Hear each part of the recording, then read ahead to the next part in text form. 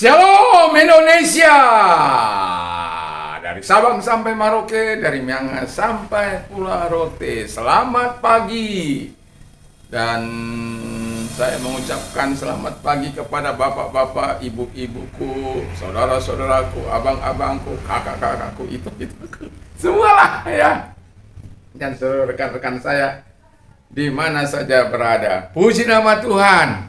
Izinkan saya menyampaikan renungan firman Allah dalam saat pagi hari ini. Tentu pagi ini kita sudah datang memuji Tuhan, menyembah Tuhan, menangis di hadapan Tuhan. Haleluya. Saya masih bisa nangis. Tadi pagi saya menangis karena saya melihat di layar YouTube ya bagaimana orang memasuki masa-masa sulit di Sri Lanka, lalu memasuki tempat-tempat orang dengan tertawa-tawa dan macam-macam lah. Itu membuat saya menangis karena apakah merasa mereka tidak memiliki salah atau merasa tidak memiliki empati dan lain sebagainya. Memang kesusahan datang, kesulitan datang, tapi bukan membuat kita bebas untuk melakukan apa yang dilarang hukum, dilarang undang-undang, tetapi ya situasinya sangat tidak mengenakan. Itulah yang menyebabkan saya nangis di hadapan Tuhan. Nah, saat ini saya akan menyampaikan seorang raja yang sangat lalim, yang sangat kejam, yang sangat luar biasa, yang tidak peduli terhadap rakyatnya. Dan kita bisa menarik hikmah dari situ. Saya memberikan judul doa mantan penjahat yang dikabulkan Tuhan. Kita buka 2 Tawarik 33. Saya tidak bacakan seluruhnya, tetapi nanti Anda bisa baca, tugas Anda baca dari ayat 1 sampai dengan ayat yang ke 20. Kalau Anda mau lagi 2 Raja-Raja 21 ayat 1 sampai 18. Tapi saya akan bacakan ayat 10 sampai dengan ayat 13. Kemudian berfirman Tuhan kepada Manase dan rakyatnya, tetapi mereka tidak menghiraukannya. Oleh sebab Tuhan mendatangkan kepada mereka panglima-panglima tentara Raja Asyur yang menangkap Manase dengan kaitan, membelenggu dengan rantai tembaga dan membawanya ke Babel. Dalam keadaan yang terdesak, ia berusaha melunakkan hati Tuhan Allahnya. Ia sangat merendahkan diri di hadapan Allah nenek moyangnya dan berdoa kepadanya, maka Tuhan mengabulkan doanya. Dan berdoa kepadanya, maka Tuhan mengabulkan doanya dan mendengar permohonannya. Ia membawanya kembali ke Yerusalem dan memulihkan kedudukannya sebagai raja, dan Manase mengakui bahwa Tuhan itu Allah. Puji nama Tuhan. Kalau kemarin saya mengatakan ada penghalang doa kita, bahwa kalau kita berdoa, kalau doa kita mau tidak dijawab, ya tentu kita kalau doa kita mau tidak dijawab, katanya kalau ada niat jahat tidak dijawab, kalau melakukan keinginan dunia, keinginan daging, keinginan kangkuhan hidup tidak dijawab ya. Tapi hari ini kita bisa melihat Manase ini kalau the cause of forget, jadi penyebab lupa arti namanya itu. Saya nggak tahu juga kenapa bapaknya bikin nama begitu ya.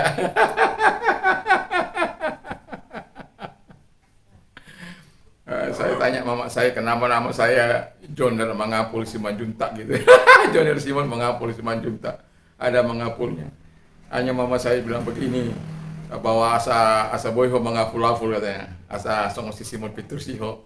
Saya pikir dulu orang tua saya itu berpikir ya nggak mungkin, masa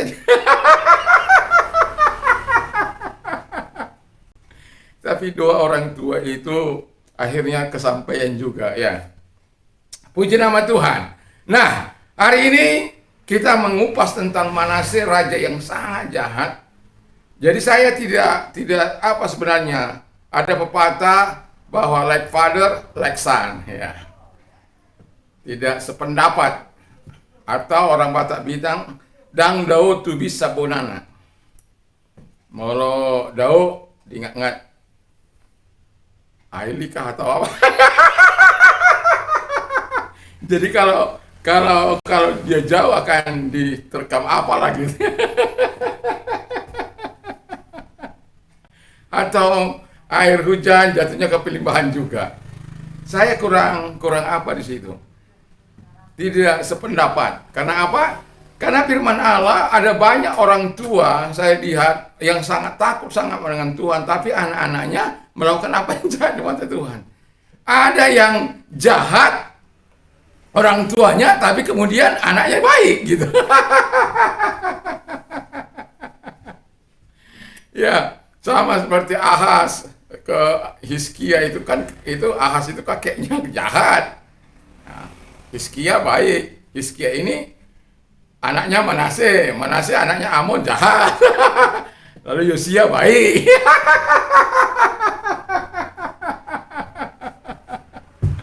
Jadi, tapi saya ingin mengupas apa yang menjadi hal yang sangat menarik di sini.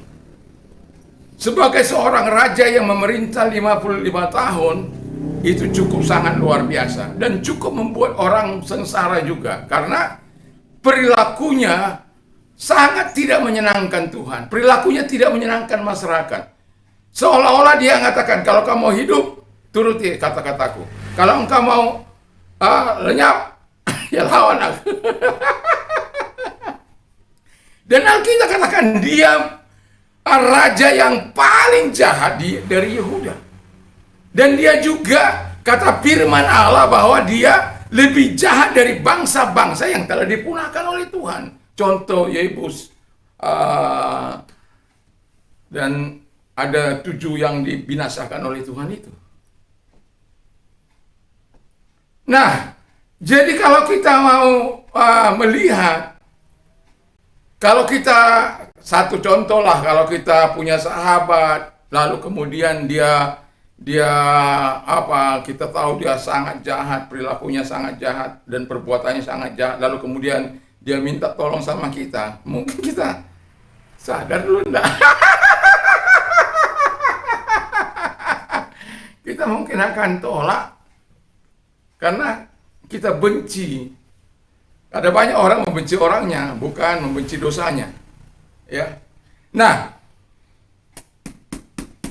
Hizkia, Manase ini melakukan apa yang jahat di mata Tuhan. Membuat patung-patung, bertanya kepada roh peramal, membakar, mempersembahkan anaknya sebagai korban api-apian. Aduh, sangat. Dan membunuh masyarakatnya sendiri dan lain sebagainya.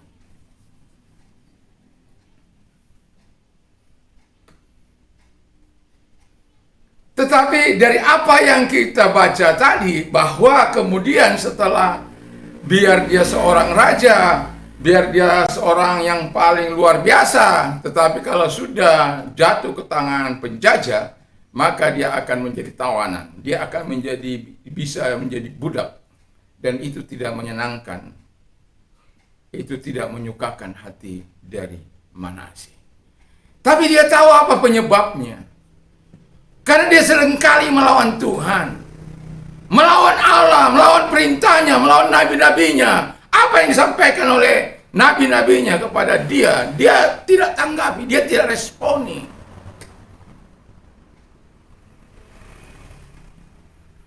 Kalau di zaman modern sekarang ini, kita banyak kali melakukan apa yang menyesakkan hati Tuhan dengan jalan, melakukan apa yang tidak baik, melakukan korupsi, melakukan ini dan itu, ya sampai ada yang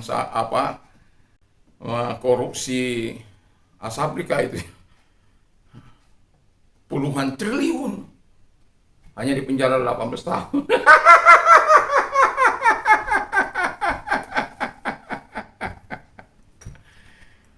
Sesuatu yang sebenarnya tidak sehat, tapi itulah hukum kita. Dan kita harus hargai itu. Nah, kita kembali kepada Manase. Alkitab mengatakan dia adalah raja yang sangat jahat. Dan dia adalah orang yang melakukan kejahatan melebihi kejahatan orang-orang yang tidak mengenal Allah. Kalau bagi Tuhan mungkin raja-raja di sekitarnya yang tidak mengenal Allah, yang tidak mengenal dia dia bisa maklumi, walaupun pada akhirnya Israel ketika mereka dihadang atau mereka menyerang Israel, Tuhan langsung katakan punahkan. Tapi Tuhan tidak pernah datang untuk menyerang mereka atau Israel datang menyerang mereka terkecuali mereka memulainya. Nah, jadi Manase ketika keadaan seperti itu tentu sesuatu yang tidak menyenangkan. Alkitab mengatakan dia keadaan terdesak. Ya. Tadi kita baca terdesak, ia menjadi tawanan dan menjadi budak di bawah sana. Ya, sesuka-sukanya. Yang tadinya dia memerintah dengan bengis dengan apa, semua tunduk kepada dia. Saat dia di pembuangan, mungkin orang yang paling rendah pun dari penduduk Assyria itu yang membawanya ke Babel, kata firman Allah, ya, itu membuat dia harus tunduk. Kalau enggak dia ditendang.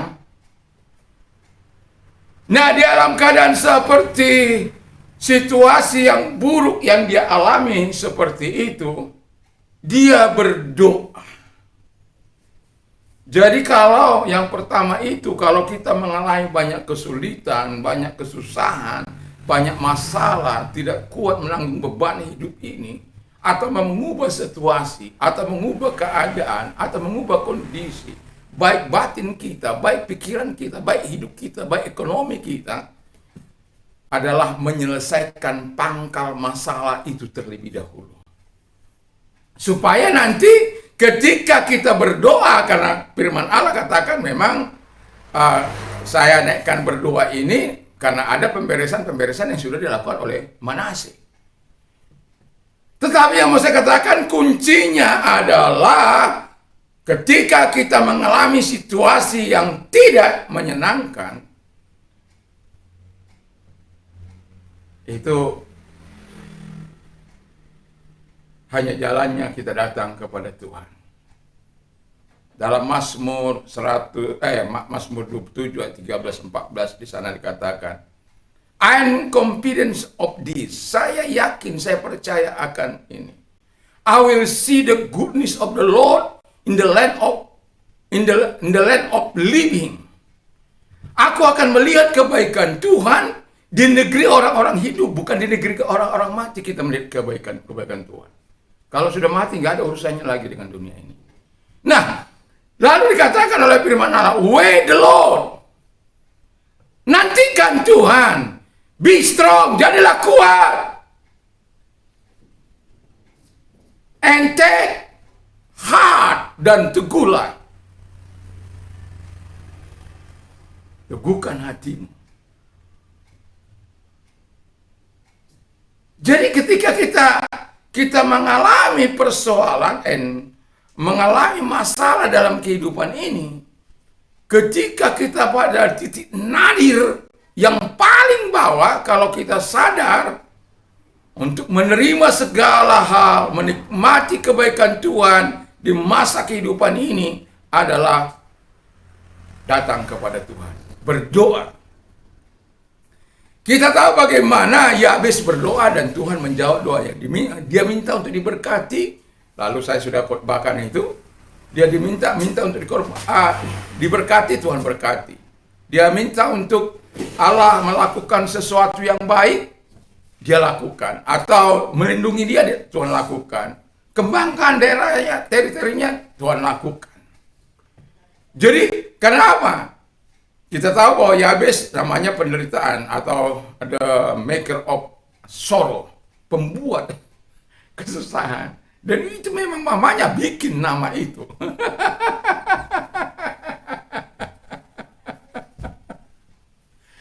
Tapi dia datang berdoa. Manase juga datang berdoa. Di tengah-tengah situasi yang sulit itu. Makanya Tuhan katakan dalam Mazmur 50, berdoalah kepadaku pada waktu kesesakan, aku akan meluputkan engkau, dan engkau akan memuliakan aku. Datangkah kita berdoa kepada Tuhan? Apapun situasimu, apapun masalahmu,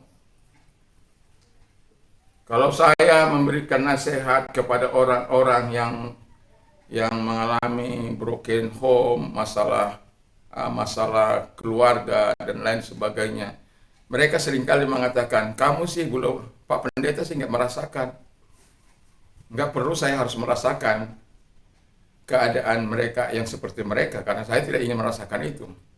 Tapi jauh sebelumnya saya sudah merasakan bagaimana situasi rumah yang tidak menyenangkan. Makanya saya punya ikrar kepada Tuhan, tangan saya ini tidak akan pernah lalu kepada istri saya. Di masa remaja saya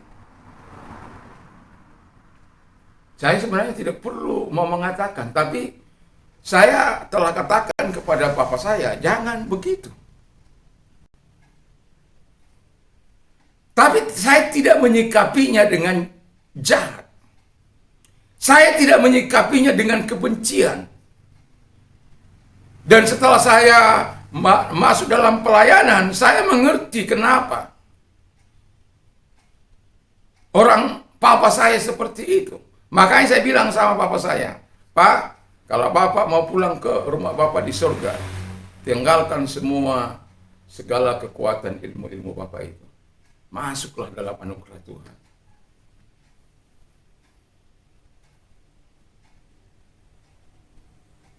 Dan saya bersyukur apa yang saya ikrarkan di masa muda saya, sampai hari ini, saya bisa masih menjaga ikrar saya itu di hadapan Tuhan.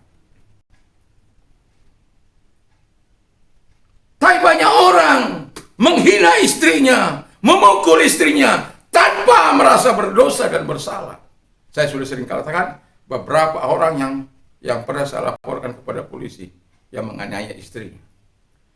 Karena saya tidak suka. Itu perbuatan jahat. Itu menghalang doa Anda di hadapan Tuhan. Menghalang berkat Allah datang kepadamu. Kalau engkau anak-anak yang membenci orang tua, jangan lakukan itu. Ambil sikap positifnya. Doakan orang tuamu. Kalau engkau suami yang melakukan hal-hal yang tidak baik kepada istrimu, pasangan penerima kasih karunia itu bertobat. Cintai sepenuh hati. Demikian juga istri-istri. Jangan menimbulkan amarah dengan membantah-bantah. Karena firman Allah katakan tunduk. Sementara suami katakan, Tuhan katakan, firman Allah katakan kasihi. Jadi bisa klop. Kalau ada permasalahan, masalah selesaikan. Jangan tambah berbuat jahat seperti Manasye. Melakukan hal yang jahat. Nah, kalau mereka katakan seperti itu karena Pak Pendeta tidak merasakan. Tapi saya katakan, saya tahu. Tapi jauh sebelumnya Tuhan sudah melatih saya. Dari sikap itu saya mengambil sikap yang positif, bukan sikap negatif. Banyak orang mengambil dalam sikap yang negatif. Orang tuanya nggak dihargai, nggak dihormati. Mungkin bagimu orang tuamu nggak benar. Tapi ingat firman Allah, hargai, hormati orang tuamu. Makanya orang firman Allah katakan, bapak-bapak jangan buat marah anakmu. Seharusnya semua saling menjaga, saling menghargai. Tapi kalau disuruh memilih, kalau itu tergantung kepadamu, hiduplah dalam damai sejahtera Tuhan. Bagaimana kita mungkin bisa hidup dalam damai sejahtera Tuhan dalam situasi seperti ini? Berdoa. Serahkan semua kepada tangan Tuhan. Serahkan semua masalahmu kepada Tuhan.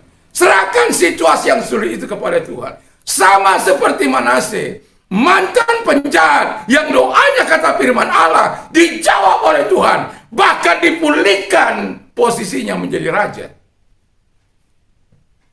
Bukankah itu sesuatu yang sangat luar biasa? Bukankah itu sesuatu yang sangat menarik?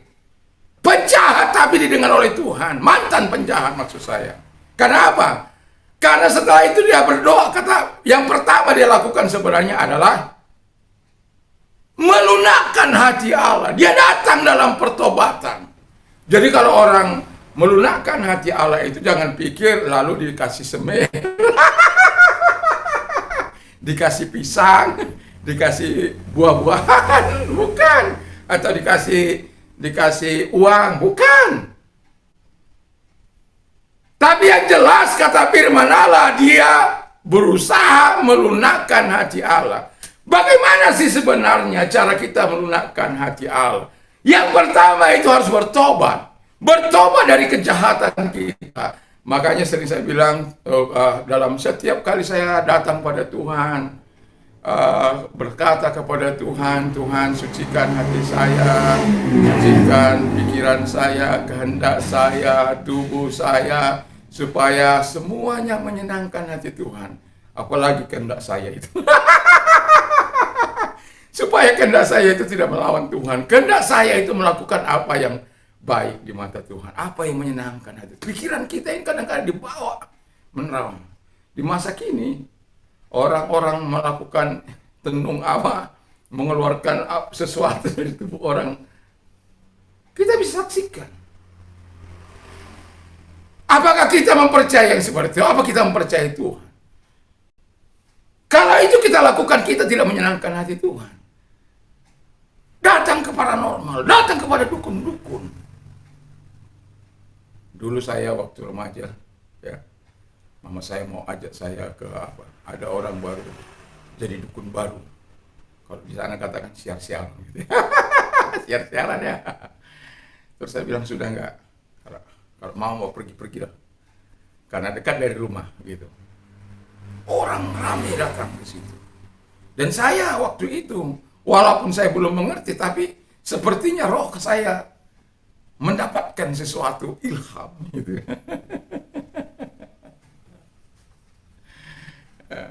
Ya, enggak.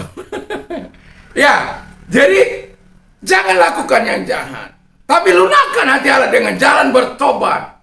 Bertobat itu beriman kepada Allah dan melakukan apa yang menyenangkan hati Tuhan. Yang kedua, lakukan firman Allah. Ini sudah bertobat tapi nggak lakukan firman Allah, sama. Lakukan firman Allah. Yang ketiga, melunakkan hati Allah itu juga hidup dalam ketaatan. Makanya pemazmur dalam Mazmur 111 ayat 17 sekali. Do good to me, O Lord. Do good to your servant. And I will live and I will obey you. Jadi kalau Tuhan melakukan yang baik kepada kita, melakukan sesuatu yang baik kepada kita, seharusnya respon kita, sikap kita adalah taat kepada Dia. Itu yang ketiga, taat kepada Tuhan. Jadi melakukan firman Allah dan taat. Bertobat, melakukan firman Allah dan taat. Manase berusaha melunakkan hati Tuhan sebelum dia datang berdoa kepada Tuhan. Tapi saya sudah taruh itu berdoa duluan. Karena apa? Karena berdoa itu jalan menyelesaikan semua masalah kehidupan kita. Tapi pangkalnya, dasarnya harus benar. Orang kadang-kala mengalami kemiskinan yang sangat luar biasa. Karena apa yang diyakini, kadang apa yang dipercayainya, itu kadang-kadang bertolak belakang dengan firman Allah. Dia tidak hidup menurut firman Allah. Aku akan berkati engkau, aku akan pelihara engkau, aku akan lindungi engkau. Tapi yang dilakukan adalah dengan kekuatannya sendiri. Jeripaya tidak menambahkan, kata firman Allah. Tapi berkat Allah lah yang membuat engkau sukses. Kalau upaya manusia boleh berhasil, ada. Tapi itu akan membawa penderitaan yang sangat. Saya sudah bilang ada karunia untuk menikmati, ada karunia untuk memiliki. Memang dua-duanya penting, seperti istri saya bilang. Kalau disuruh milih, saya disuruh milih mana? Dia katakan dua-duanya. Tapi kalau salah satu disuruh milih, apa yang Anda akan pilih? Karena memiliki. Buat apa Anda memiliki seluruh dunia ini kalau jiwamu binasa? Tapi harus kuasa untuk karunia untuk menikmati. Menikmati surga, surga kecil di bumi ini. Damai sejahtera, sukacita dari Tuhan Yesus Kristus, dari Roh Kudus. Haleluya. Jadi lakukan yang terbaik bagi Tuhan.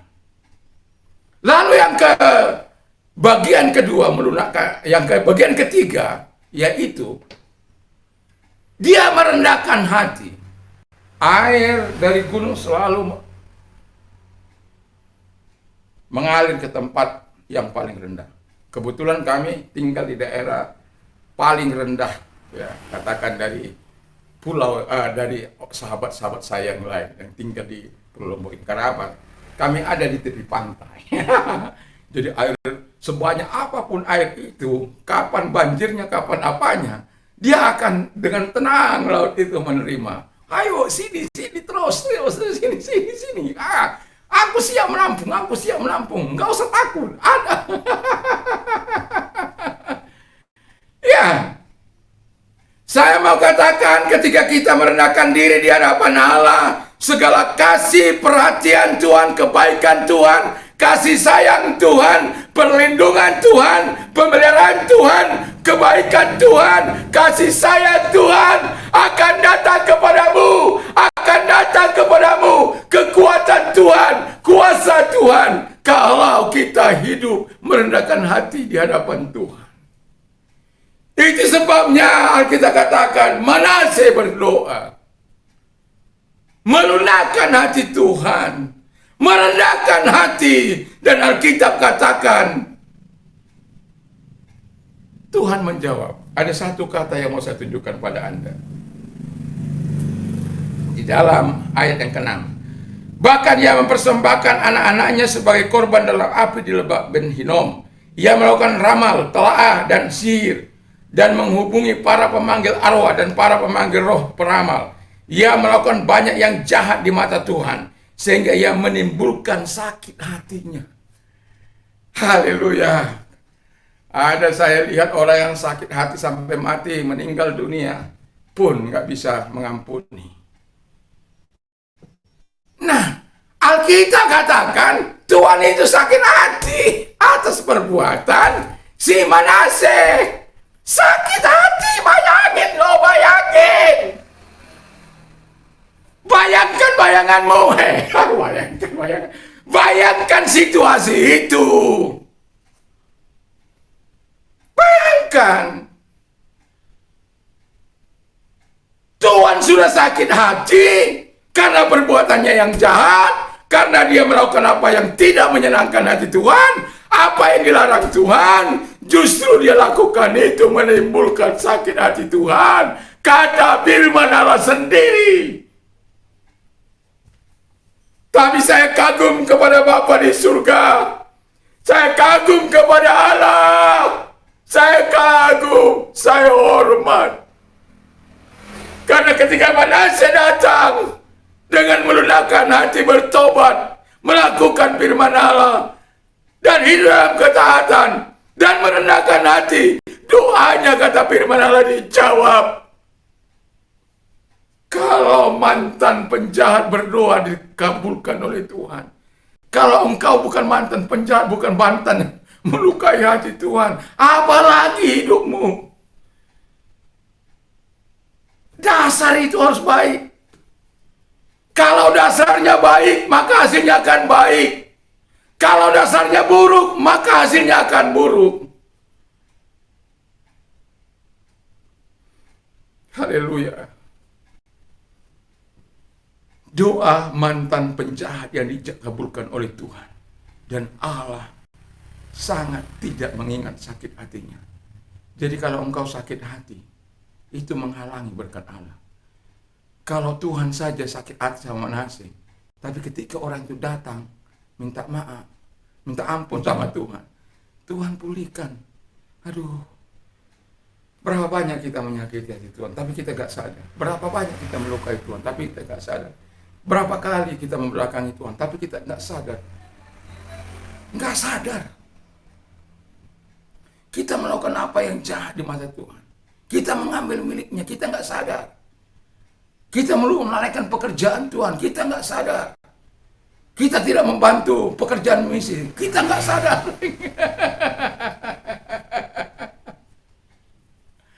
Ada orang susah datang, kita nggak mau tolong.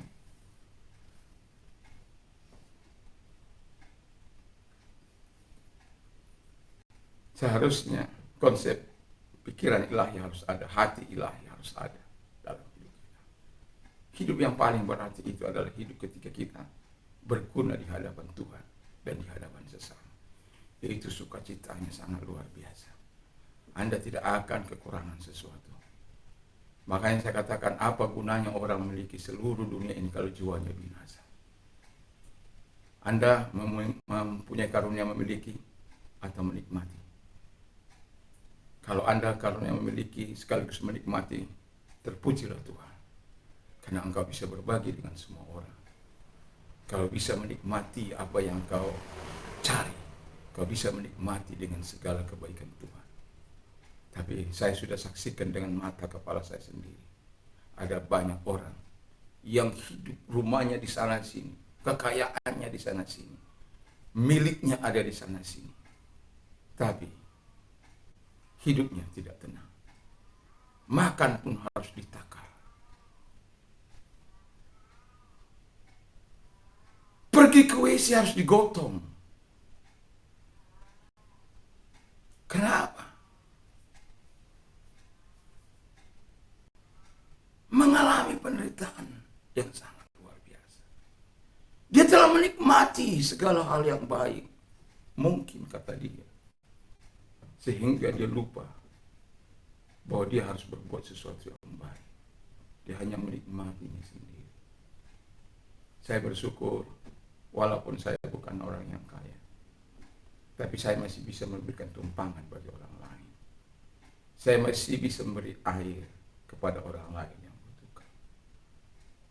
Saya bisa masih peduli terhadap orang lain ketika orang bersuara, saya nggak punya ini, nggak punya itu. Bahkan orang yang mengambil,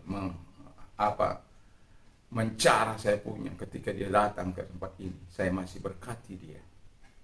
Saya tidak ingin membalas yang jahat dengan yang jahat. Tapi firman Allah kalahkan kejahatan dengan kebaikan. Dan itu sebabnya Manase ketika datang melunakkan hati Allah, merendahkan hati di hadapan Tuhan dan berdoa, dan Allah menjawab. Itu sebabnya pesan yang mau saya sampaikan kepada kita adalah, mari kita bangun kerajaan doa Tuhan Yesus Kristus. Di rumah tangga kita, di hati kita, di hidup kita, di bisnis kita, di pekerjaan kita, di gereja di mana kita ada. Kita sebagai orang yang percaya, bukan karena kita berdoa lalu semua mulus-mulus, tidak. Tapi yang saya tahu bahwa tangan Tuhan senantiasa akan menopang engkau. Tangan Tuhan akan senantiasa datang untuk menolong engkau. Kekuatan Tuhan akan senantiasa datang kepadamu. Jadi mari, hiduplah bersama dengan Tuhan, supaya engkau melihat, menyaksikan. Kalau Manase, mantan orang jahat itu berbalik kepada Tuhan, lalu kemudian Tuhan pulihkan, Tuhan juga akan bisa melakukan hal yang sama. Dan sementara kita bukan orang seperti itu. Kalaupun kita seperti Manase, lakukan seperti apa yang Manase lakukan. Lunakkan hati Tuhan, datang merendahkan hati di hadapan Allah. Kau akan menyaksikan pemulihan yang Tuhan lakukan. Nanti sore saya akan berbicara soal kehidupan saya. Bagaimana Tuhan menolong, bagaimana Tuhan menyatakan segala sesuatu. Dan saya ingin kita terus berantusias untuk berdoa. Pagi ini kita sudah berdoa. Saya harap begitu. Jam 4 kita sudah datang kepada Tuhan, mengganggu Tuhan. Sampai jam 5 kita bertemu dengan sahabat, dengan keluarga. Habis itu dengan keluarga. Jadikan sesuatu yang sangat menyenangkan, bukan sesuatu yang sangat menyiksa. Karena engkau akan rasakan kekuatan Tuhan, engkau akan rasakan nikmat, engkau akan rasakan hikmat Allah. Apa yang akan kau doakan, apa yang kau akan sampaikan, dan dengan penuh ucapan syukur, 1000 terima kasihku kepada Tuhan, dan 10 pujianku kepada Tuhan setiap hari. Dan itu sebabnya saya begitu. Haleluya. Kebaikan Tuhan itu sangat limpah, kemurahan Tuhan itu sampai limpah. Lunakkan Tuhan, rendahkan hati, berdoalah supaya engkau melihat kebaikan Tuhan. Mari kita tunduk kepala kita berdoa. Terima kasih Tuhan Bapa di surga, segala kasih dan kemurahan-Mu yang sudah Kau nyatakan. Kalau mantan penjahat saja doanya Engkau dengar Bapa di surga. Bahkan di kayu salib seorang penjahat yang mengatakan bahwa kita layak menerima segala hukuman ini Sementara Yesus itu tidak melakukan hal yang jahat, tapi kita memang sudah melakukannya. Yesus katakan kepada dia, sesungguhnya saat ini juga engkau berada bersama-sama dengan aku di Firdaus. Dia menyadari segala dosanya. Di ujung yang sangat kritis, dia mengakui segala. Dia tidak minta ampun sama Tuhan, dia tidak. Tetapi dengan perkataan itu Tuhan mengerti, Tuhan tahu bahwa orang ini sungguh-sungguh menyadari akan dosa dan kejahatan. Dan bahasa itu, Allah mengerti bahasa hati itu. Jadi kalau engkau datang pada Tuhan, percayalah, Tuhan akan menolong dalam situasi dan kondisi apapun engkau. Kuatkan hatimu bersama dengan Tuhan. Nantikan Tuhan. Berdoalah. Terima kasih Tuhan, berkati firman, berkati kami semua. Dan berkati pemerintah kami situasi yang sulit. Kami tetap percaya Tuhan akan terus memelihara kami bangsa Indonesia. Kami percaya terus Tuhan akan memberikan hikmat bagi presiden kami dan para menterinya, para pejabat untuk melakukan yang terbaik. Lakukanlah dari hati para pemimpin kami melakukan manipulasi, korupsi, dan lain sebagainya. Beri kami pemimpin-pemimpin yang takut Tuhan. Dan kami juga berdoa bagi umatmu, gerejamu dimanapun ada. Tuhan memberkati dalam situasi dan sulit ini. Gerejamu biarkan tetap berbuat sesuatu bagi kemuliaan-Mu. Terima kasih Bapa di surga, terima kasih. Kami juga percaya kepada Tuhan. Selalu ada pemeliharaan bagi orang-orang yang berharap dan bersandar kepada Tuhan. Selalu ada jalan yang Tuhan berikan bagi orang-orang yang percaya kepada. Itu sebabnya kami bangga menaruhkan iman kami kepada Tuhan Yesus Kristus yang kami kenal dengan kebaikan yang sangat luar biasa. Kami nikmati sendiri pertolongan.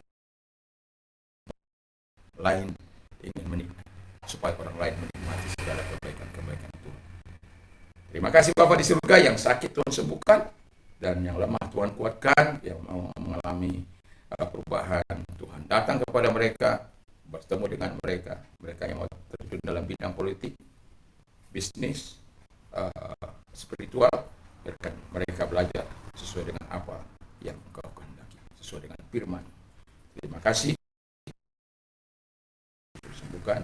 Dan bagi Anda yang mau menerima Yesus sebagai Tuhan dan Yesus selamat, mari kita berdoa, dengarkan firman. Di bawah kolong langit ini tidak nama lain yang diberikan kepada manusia yang olehnya kita dapat diselamatkan selain di dalam Dia Yesus. Jadi itu sebabnya mari ikuti doa saya. Tuhan Yesus, saya sadar saya orang berdosa. Kalau Manasye saja diampuni, bahkan Tuhan memulihkan karena Dia sudah menetapkan dasar-dasar yang baik, yang benar, dengan pertobatan dan melakukan firman dan taat. Pada akhirnya Allah menjawab doanya. Dan terima kasih yang pernah aku lakukan. Aku mengaku segala dosa dan sucikan dengan kuasa darah-Mu. Dan saya percaya saat ini saya sudah menjadi warga negara surga dan menjadi anak-Mu. Terpujilah Engkau. Serahkan hidup kepada Kami. Dalam nama Yesus kami bersyukur dan kami berdoa. Kami menyerahkan kehidupan kami dalam tangan Tuhan. Terima kasih Bapa di surga. Kami yakin dan percaya setiap orang yang mendengarkan dipuaskan hati mereka, hidup mereka untuk melakukan apa yang baik. Sehingga ketika mereka melihat situasi yang tidak menyenangkan dalam hidup mereka, dalam mereka bukan lari kepada narkoba, bukan lari kepada krisek atau lari kepada hal-hal yang negatif, tapi justru mereka lari kepada Tuhan dengan berdoa, melunakkan hati Tuhan dan merendahkan hati. Kami yakin apa yang sudah dialami oleh Manasye juga kami akan alami ketika kami melakukan hal yang sama. Terima kasih Bapa di surga. Di dalam nama Yesus kami bersyukur dan berdoa. Tuhan Yesus memberkati. Haleluya. Amin. Salam bagi kita semuanya. Tuhan Yesus memberkati.